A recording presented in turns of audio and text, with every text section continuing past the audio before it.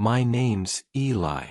I'm 34, and if I had to sum up my role in my family, I'd say I was the responsible one. Not the favorite. Not the rebel. Not the golden child. Just the one who shows up, pays his bills, and remembers everyone's birthdays. I've spent most of my life keeping my head down, working in finance, living alone, never making too much noise. And my family. They're loud. Close-knit in that performative way where everything looks perfect on the surface, but real problems get swept under the rug. I was always included just enough to keep me around, but never truly embraced. I was the guy you invite to weddings, but somehow never end up in the photos. Meanwhile, my younger brother Mason, he was the star. Charismatic, reckless, always landing on his feet no matter how many times he fell. He dropped out of college, blew through jobs, and still moved back home at 28. But to my parents, he was brilliant, charming, special. They ate up his smile like it was candy. I, on the other hand, paid my way through school, held the same job for more than a decade, and even covered part of my parents' mortgage when Dad's hours got cut. None of that seemed to earn me a seat at the so-called head of the table. But I told myself it didn't matter. I smiled through their small jabs. Eli, you're so serious, loosen up. Or, we figured you'd be working, you're always busy. And kept hoping that one day I'd be seen. Not as the quiet one. Not as the ATM. But as family. That illusion shattered last fall. It started with a phone call.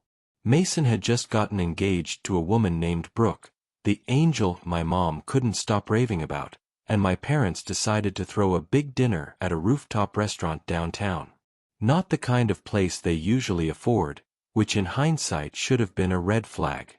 Eli, sweetheart, my mom said in that syrupy tone she uses when she wants something. We'd love it if you could make it to Mason and Brooke's engagement dinner. It's going to be such a special night. Of course, I said yes. Without hesitation. Then came the second part of the request. And, if it's not too much trouble, she added, lowering her voice, we were hoping you might help with the reservation. Just to hold it. We'll pay you back. I should have known, we'll pay you back, meant I'd never see that money again. But, like always, I agreed. I booked the restaurant, put down my card for the deposit, and told myself I didn't mind. This was Mason's night, after all. Maybe, just maybe, I'd feel like part of it this time. The night of the dinner, I arrived right on time. 7 o'clock sharp. I wore a navy suit, fresh shirt, cufflinks I'd been saving. I even brought a bottle of champagne and a custom card with Mason and Brooke's initials. I walked into the rooftop venue. The string lights glowed overhead, a jazz band played softly, tables were dressed with flowers. It was beautiful. And there they all were, my parents, Mason, Brooke, her family, everyone already laughing with glasses in hand. I smiled and walked toward them, expecting at least a nod of recognition. Instead, Mason turned to me with that familiar smug grin. Oh hey, he said, barely glancing at the champagne. Glad you made it. Then he gestured toward a folding chair pushed up against the wall, right next to the trash bin. Sorry, he added, smirking. This table's for family only.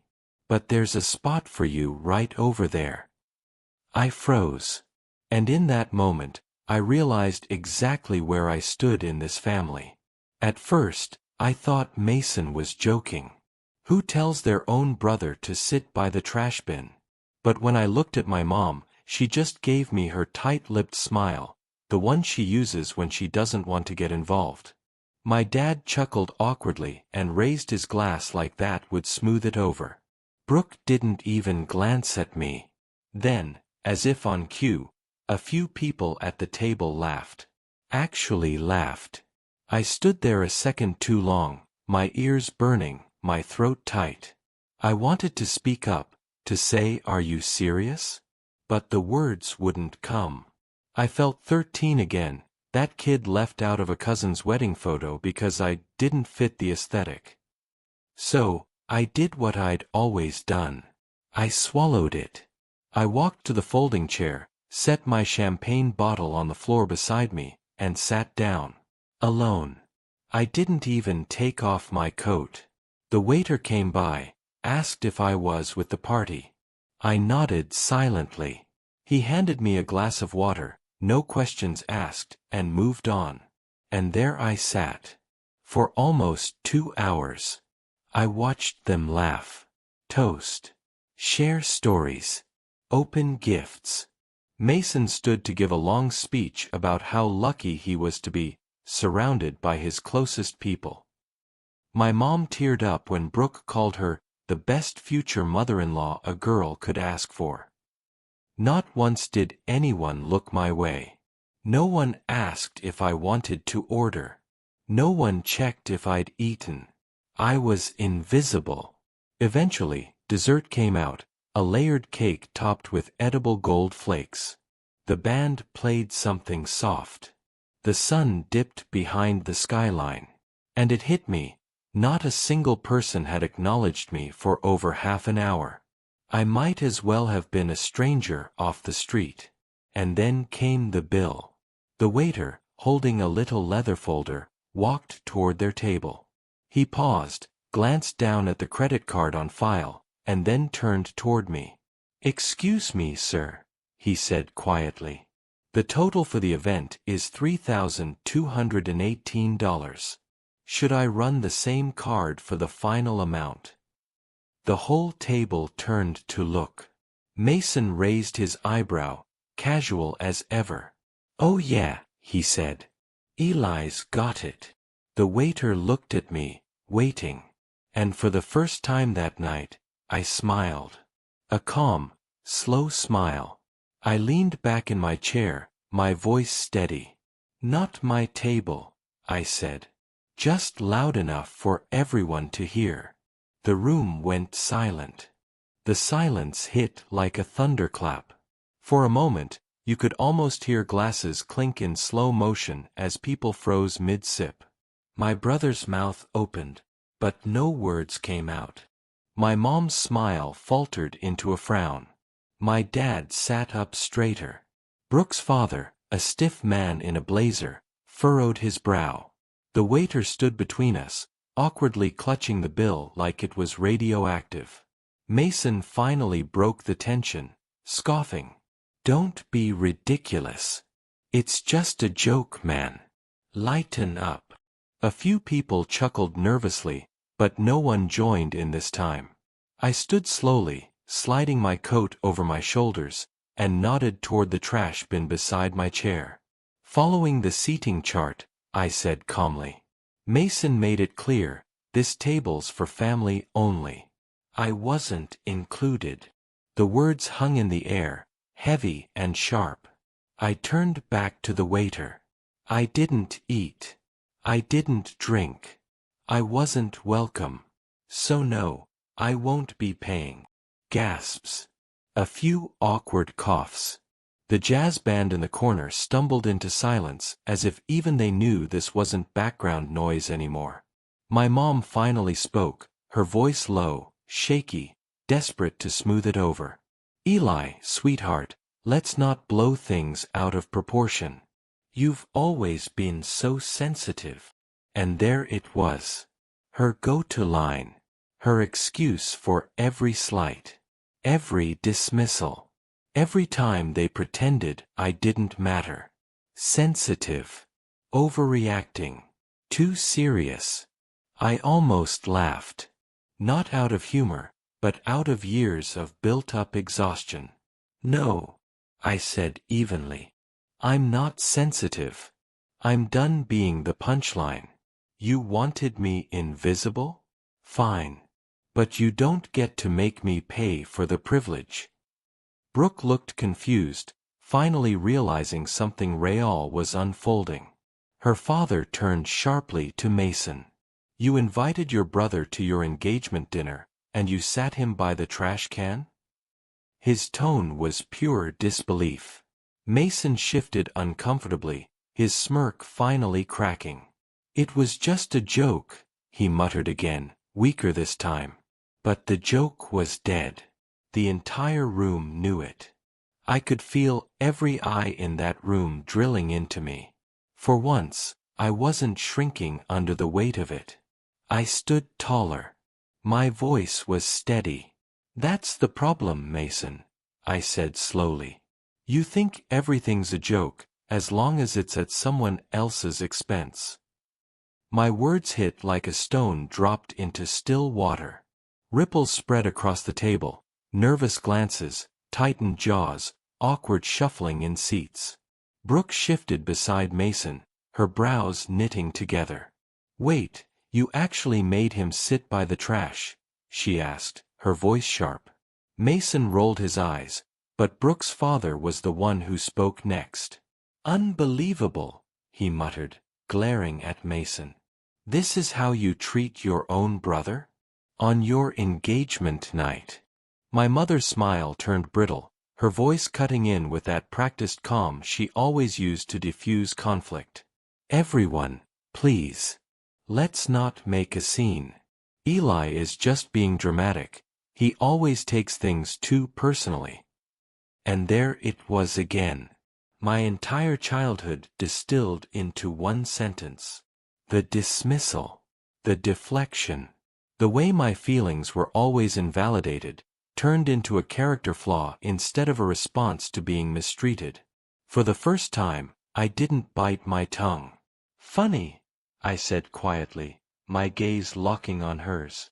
I don't think I'm being dramatic. I think I'm finally telling the truth. Her lips parted, but no words came. The silence stretched. Even the waiter, still holding the bill like a live grenade, didn't dare move. I slid my chair back fully, the legs scraping against the polished floor. Congratulations, Mason. I hope your marriage brings you the happiness my presence never could. I picked up my bottle of champagne from beside the trash, tucked it under my arm, and started walking toward the exit. For the first time in years, it wasn't me left behind at the table. It was them, left staring in stunned silence as I walked away. I pushed through the door into the cool night air, the city skyline spread out in glittering silence before me. My heart was pounding, but not from shame this time. From something sharper, cleaner. A strange mix of anger and relief. Behind me, the muffled hum of voices rose in frantic whispers. They weren't laughing anymore. I walked to the edge of the rooftop terrace, gripping the champagne bottle so tight my knuckles whitened. 4 years, I'd been the quiet one, the dependable one, the good son who never asked for recognition. And for what? To be treated like an afterthought. A wallet. A ghost sitting by the trash can. I took a deep breath, letting the crisp air cool my burning face. Then I heard the door slam open behind me. Eli. My mother's voice cut through the night. She hurried toward me, heels clicking against the tiles. What are you doing? You embarrassed us back there. I turned slowly, meeting her wide, frantic eyes. Embarrassed you? My voice was calm, too calm. You embarrassed me the second you let them treat me like I didn't belong. You stood there and watched. You always stand there and watch. Her mouth opened, but before she could respond, Mason stumbled out next. His face was red, his smirk completely gone. Come on, man, he snapped. It was a joke. You didn't have to blow up like that. Now Brooke's dad thinks I'm some kind of monster. You made me look bad. I laughed, an actual laugh, sharp and bitter. Made you look bad? Mason, you did that all by yourself. I just stopped covering for you. His jaw clenched. You're so self-righteous. You've always thought you were better than me. No. I cut him off, stepping closer. I never thought I was better. I just thought one day you'd treat me like family. That was my mistake. The words hung heavy between us. For once, Mason didn't have a quick comeback. The rooftop door swung again, and this time Brooke stepped out. She looked caught between anger and embarrassment, her eyes darting between me and Mason. Mason, she said firmly, is this true? You sat him by the trash? After he booked the entire dinner. Mason's face twisted. Brooke, don't, he's exaggerating. He's always so. But Brooke's father appeared behind her, his expression like stone. Enough, he snapped, his voice carrying across the terrace. I've seen enough tonight to know exactly what kind of man my daughter is marrying. Mason paled. What? No, you don't understand. I understand perfectly, her father interrupted. You humiliated your own brother in front of everyone. And when the bill came, you expected him to pay for all of it. That's not a joke, Mason. That's disgraceful. Brooke's cheeks flushed red. She looked down, then back at me. Eli, I'm sorry. I didn't realize. I shook my head. Don't apologize for him. It's not your burden. Mason's voice cracked as he turned on me. Why are you doing this? You're ruining my night. I felt something break loose inside me. Years of swallowed words, years of being sidelined, years of pretending I didn't notice. I didn't ruin anything, I said, my tone steady but cold. You ruined it the second you decided I wasn't family. You wanted me invisible, Mason. Well, congratulations. From this point on, I am. My mother gasped softly, covering her mouth. My father had finally come outside, his eyes bouncing between us, unsure for once whose side he was supposed to take. But I didn't wait for any of them to answer. I turned, bottle still tucked under my arm, and headed for the elevator. Each step felt lighter than the last, like I was finally walking out of a cage I hadn't realized I'd been living in. And as the doors closed behind me, muffling their frantic voices, I thought, maybe for once, I'm not the one left sitting in the shadows.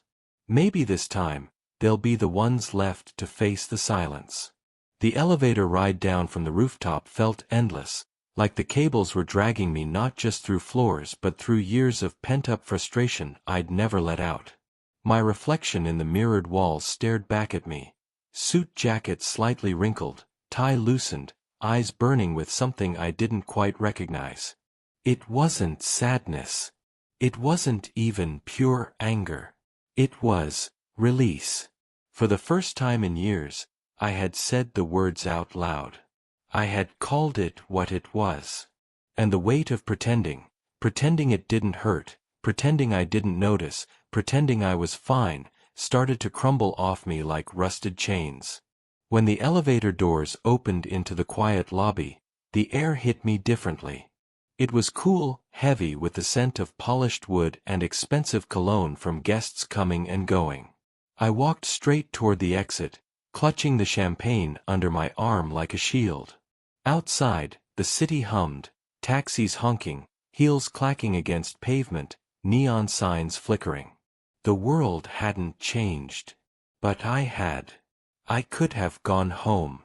I could have sat in my apartment, staring at the walls, replaying every moment until it hollowed me out again. That was the old pattern.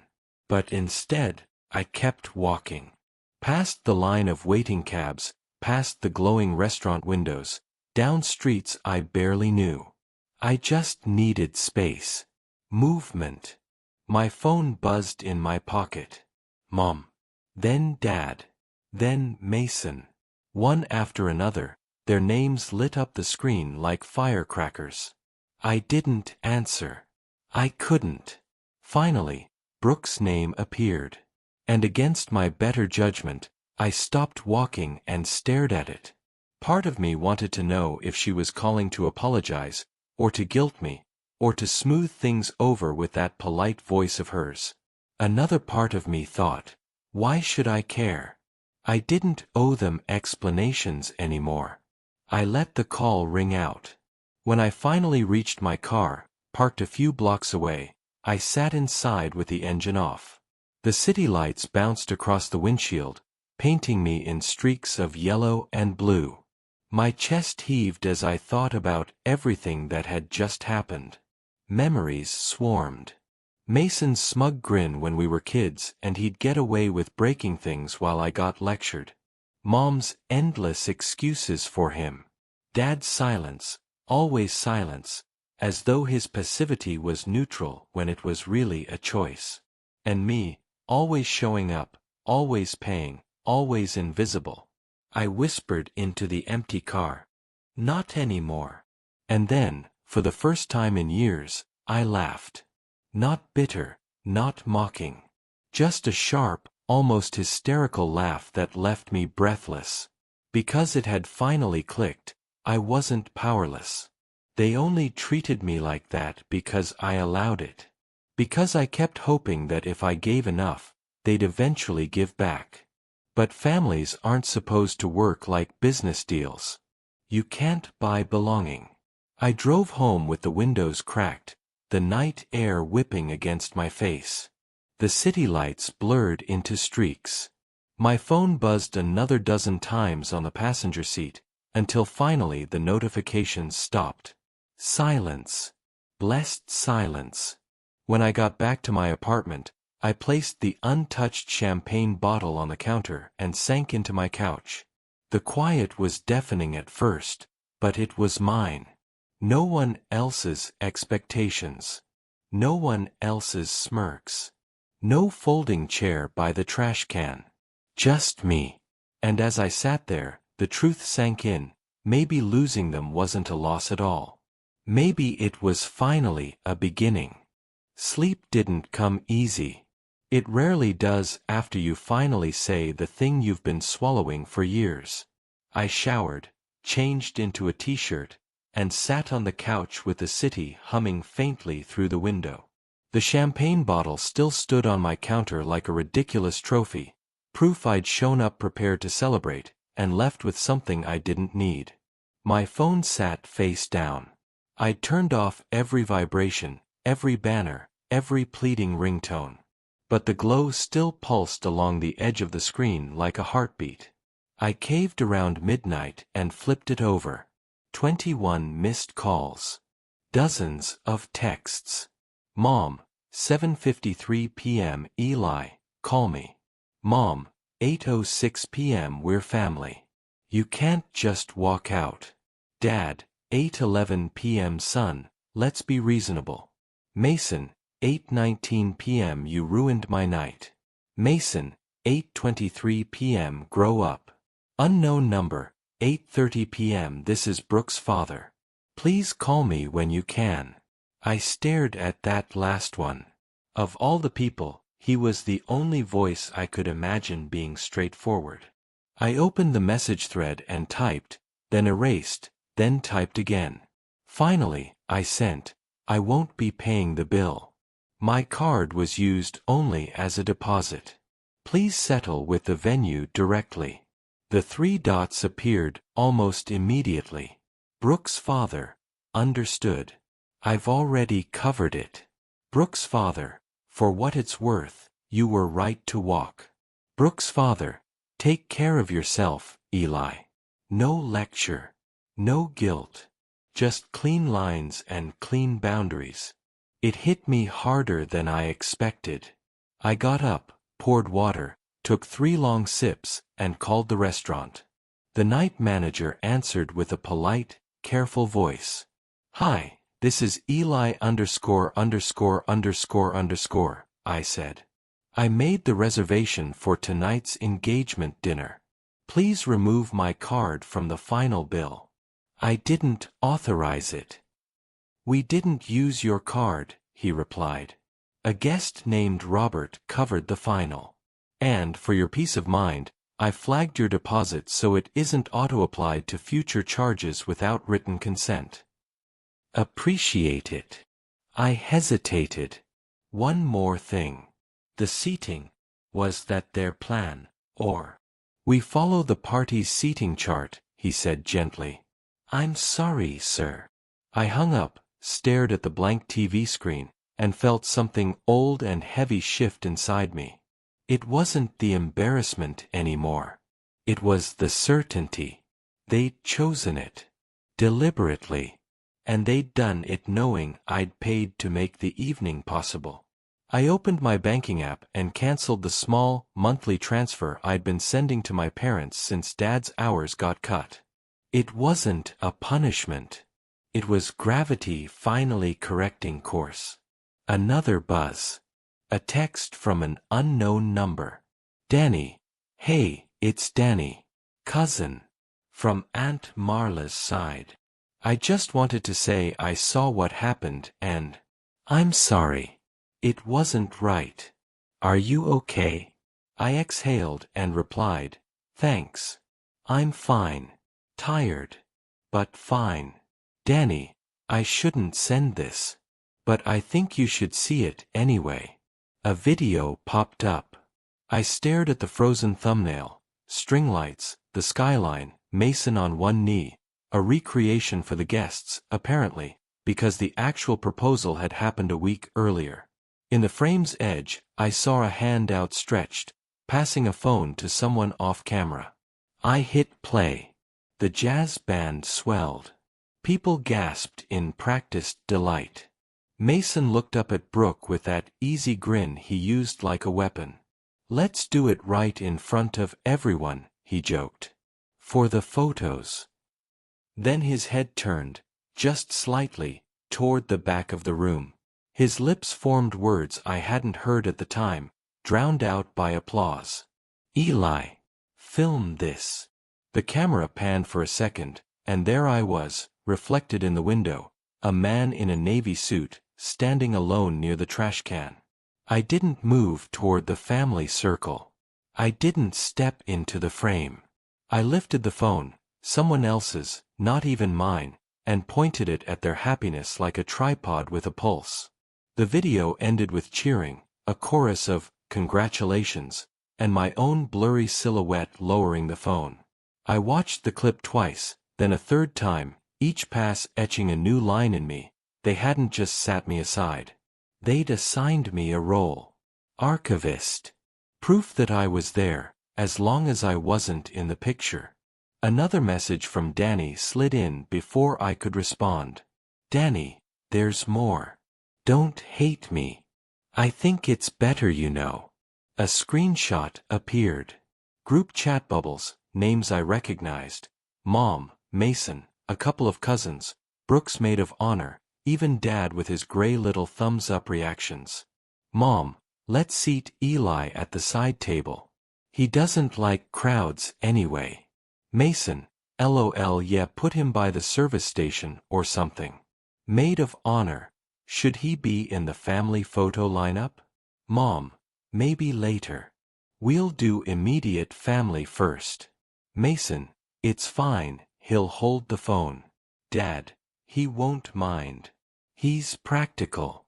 Mason, dude owes me for the deposit anyway. Tongue sticking out. I didn't realize my hands were shaking until a drop of water hit the screen. I wasn't crying. Not exactly.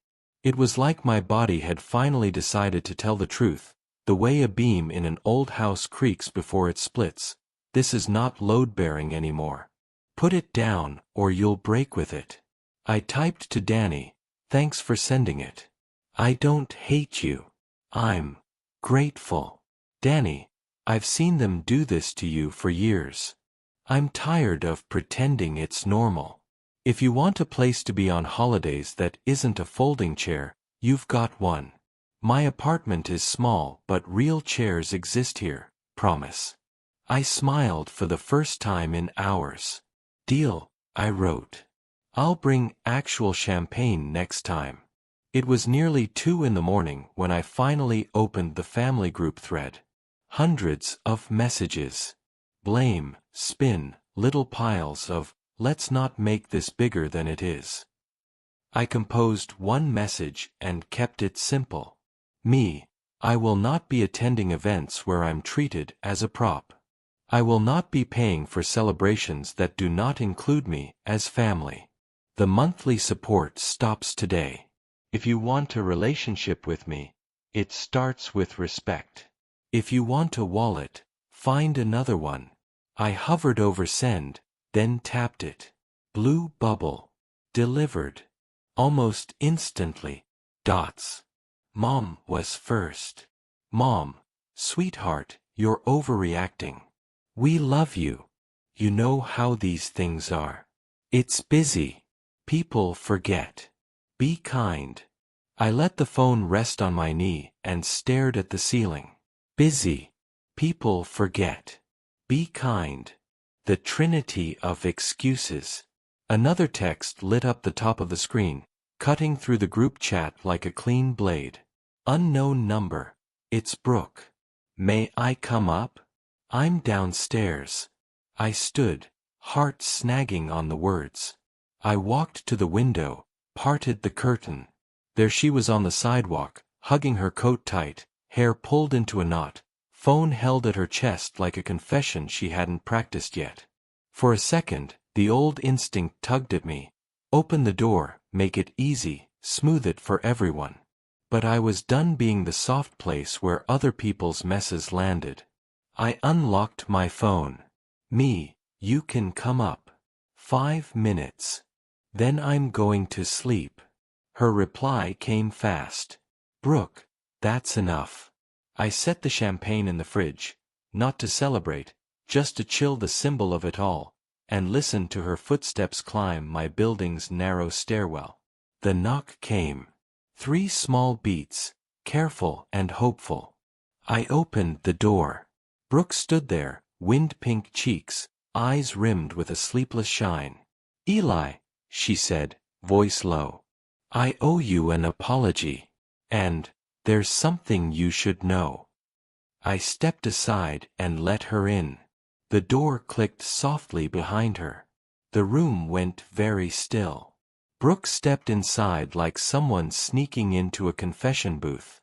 She held her coat tight, eyes flicking around my apartment as though expecting judgment to seep out of the walls. I motioned toward the chair at the small dining table. She sat, hands folded, shoulders stiff. For a long moment, the only sound was the hum of my fridge. I didn't offer tea, didn't reach for glasses. I just waited. Finally, she spoke. Eli, I didn't know they were going to treat you like that. Not until I saw the way they sat you apart. Not until Mason told you to film.